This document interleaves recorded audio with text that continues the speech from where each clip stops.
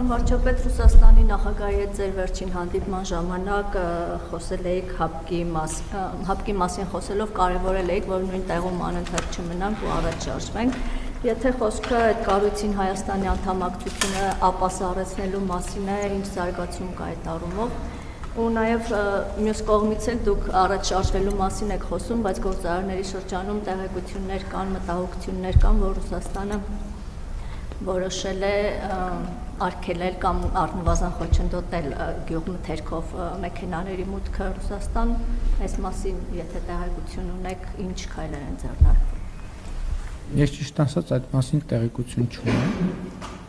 եւ գոնե այս պայդրությամբ ինձ նման տեղեկության մասին չի մենք այդպիսի պաշտոնական տեղեկություն չունենք։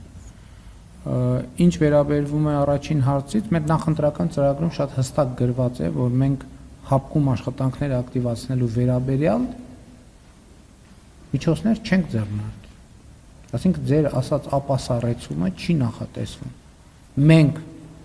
դե յուրե եւ վերջնականորեն դուրս կգանք հապկից, թե դուրս չենք գա, այդ ուրիշ խոսակցություն է, ես չեմ կարող ասել։ Եվ հետեւաբար կգործենք ըստ իրավիճակի։ Նույն տեղում չմնալը վերաբերվում էր հարաբերություններին։